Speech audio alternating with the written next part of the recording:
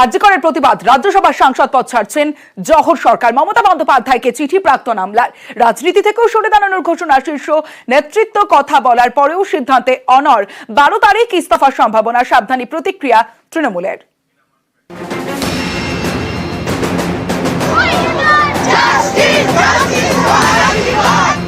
আরজিকরের মহিলা চিকিৎসকের খুন ধর্ষণ এ নিয়ে তোলপাড়।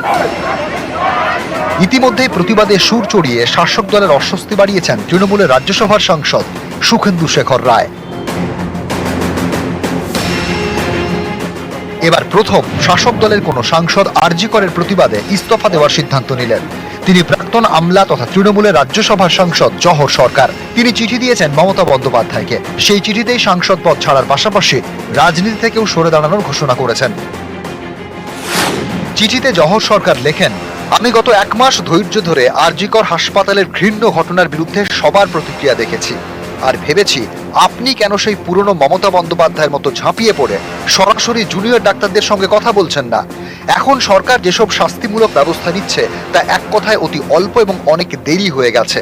আমার বিশ্বাস এই আন্দোলনে পথে নামা মানুষেরা অরাজনৈতিক এবং স্বতঃস্ফূর্তভাবে এই প্রতিবাদ করছেন। অতএব রাজনৈতিক তকমা লাগিয়ে এই আন্দোলনকে প্রতিরোধ করা সমীচীন হবে না। প্রসার ভারতীর প্রাক্তন সিইও জহর সরকার 2021 সালে বিধানসভায় জেতার পর জহর সরকারকে রাজ্যসভায় পাঠায় তৃণমূল। কিন্তু গত 3 বছরে একাধিকবার দলের সঙ্গে তার মতবিরোধ প্রকাশ্যে এসেছে। পার্থ চট্টোপাধ্যায়, অনুব্রত মণ্ডল গ্রেপ্তার হওয়ার পরেই সরব হয়েছিলেন এই প্রাক্তন আমলা।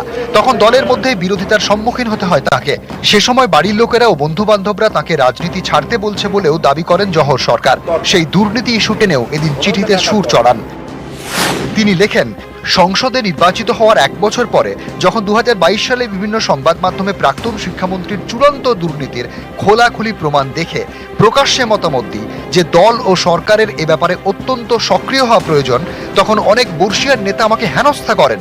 তখন আমি পদত্যাগ করা থেকে বিরত ছিলাম, এই আশা নিয়ে যে আপনি কাটমানি ও আর্থিক দুর্নীতির বিরুদ্ধে 1 বছর আগে যে আন্দোলন আরম্ভ করেছিলেন তা চালিয়ে যাবেন। আমি আমার দায়িত্ব পালন করলাম, কিন্তু আমার রাজ্যে দুর্নীতি আর দলের একাংশের নেতাদের অন্যায় দাপট দেখে আমি হতাশাগ্রস্ত হলাম। দেখলাম রাজ্য সরকার সামলাতে পারছে না। আরজিকর নিয়ে তৃণমূলের রাজ্যসভার সাংসদ সুখেন্দু শেখর রায় সোচ্চার হন। তিনি পথেও নামেন, এমনকি গ্রেপ্তারের আশঙ্কা করে কলকাতা হাইকোর্টের দ্বারস্থ হতেও দেখা গিয়েছে তাকে। এবার একেবারে সাংসদ পদ ছাড়লেন তৃণমূলের রাজ্যসভার আরেক সাংসদ জহর সরকার। জহর সরকার যদি কোনো সিদ্ধান্ত নেন সেটা তার একদম ব্যক্তিগত সিদ্ধান্ত, সমালোচনা করছি না। তার কিছু কিছু বক্তব্যের সঙ্গে, তার কিছু পর্যবেক্ষণের সঙ্গে আমি বা আমার মতো অনেক সৈনিকও সহমত। দলের মধ্যে থেকে আমরা চাই দল এ বিষয়ে এমন কোন ইতিবাচক ভিজিবল পজিটিভ স্টেপ নিক যাতে সাধারণ মানুষের কিছু প্রশ্ন, কিছু বিরক্তি, কিছু ইস্যু ভিত্তিক ক্ষোভ আছে সেগুলোকে প্রশমন করা যায়। জহর সরকারের যে উদ্যোগ, সেই উদ্যোগ যেন তৃণমূল দলের আরো যারা জনপ্রতিনিধি আছে তারা অনুসরণ করে। জহর সরকার অনেক বড় আমলা ছিল, সারা দেশের খবর যার কাছে থাকে, বাংলার খবর তার কাছে অনেক বেশি থাকার কথা ছিল। আজ তার বিবেকের দংশন হচ্ছে নিশ্চয়ই, তাই ভালো লাগছে। কিন্তু এখন আর অরণ্য রোদন করে কি হবে? অতীতেও জহর সরকার পদত্যাগ করেছিলেন, আবার চোখের জল মুছে তিনি রাজ্যসভায় ফিরে গিয়েছেন। যদি বিবেকের দংশনে কিংবা অন্তরাত্মার আহ্বানে তিনি এই ঘটনা প্রবাহে, এই দ্রোহকালে পদত্যাগ করে থাকেন, তাহলে পশ্চিমবঙ্গের মানুষ তাকে অভিনন্দন জানান।